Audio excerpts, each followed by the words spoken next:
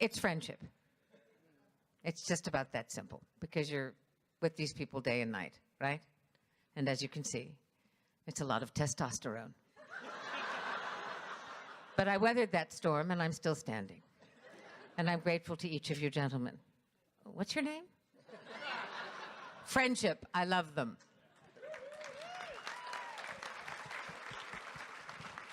Something very similar. When I first showed up on the sound stages on the Paramount lot, the very first day that Rick Berman and the cast was going to get together and they were going to show us all the sets and everything, I met, the first person I met in the cast was Ethan Phillips.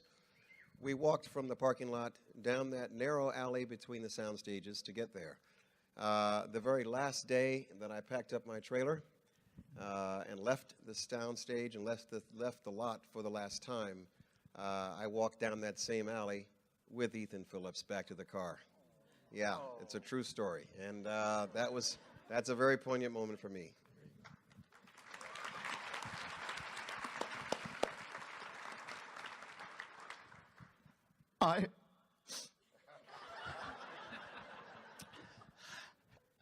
I wanted to take the flute home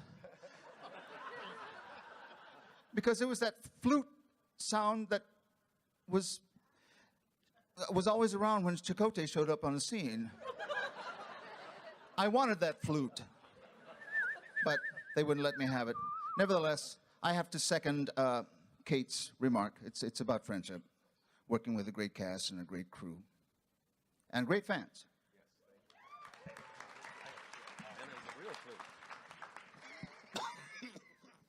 Well, there are children in the audience, so I can't discuss the real nature of the Tim Russ and Ethan Phillips relationship. It was hell to witness, I got to tell you. Every year on the show, because our captain is Irish, we got treated to a St. Patrick's Day dinner by our captain, Kate Mulgrew. We got corned beef and cabbage. And a bottle of whiskey. A bottle of Jameson's Irish whiskey every year. Something to look forward to every season. So there was that. Because the one thing that really helps friendships, as you know, is a bottle of Irish whiskey. So I thank Kate for that, too. So I will second the friendship, leavened with a little extra zing. Oh, my. Oh, wrong cast. Sorry. All right. I would have to say it has to do with when we were getting our action figures. Our first set of action figures, the 6-inch action figures, they told us, okay, it's going to take us a year to get them all done. And my friends were telling me, they were like, yeah, we're going to buy your action figure, and we're going to do voodoo on them, and do that kind of stuff. So I laughed about it until the day they actually knocked on my trailer door and handed me my action figure. It was, CBS Paramount Marketing, and they're here's your action figure. So I pick it up, I look at it, I see myself in 6-inch plastic, and I start shaking, and I get overwhelmed, and I start tearing up. I'm like, oh my gosh, this is amazing. This is my action figure. And as I'm about to have this moment where I'm actually going to cry over it, Robert Beltran walks behind me, looks over my shoulder, and goes, hey man, you look Mexican.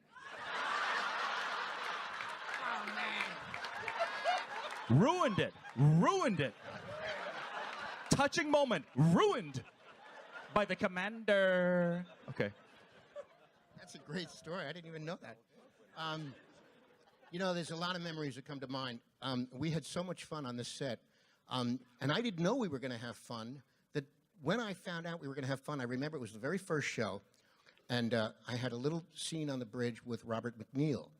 And we had pads. Remember the pads?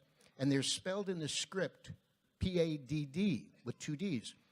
And we're doing the scene, and Robbie turns to me and he goes, Neelix, could you pass me the pad? And he's got a little smile in his eye. And I said, okay, we're going to have some fun on this show, aren't we?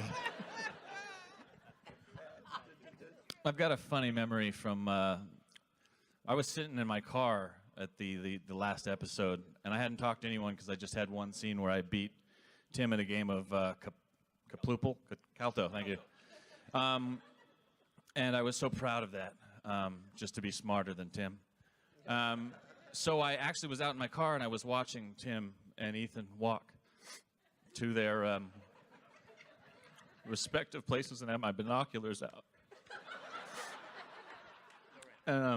Well, that's not the story I was going to tell, but actually, I was in my car watching you too.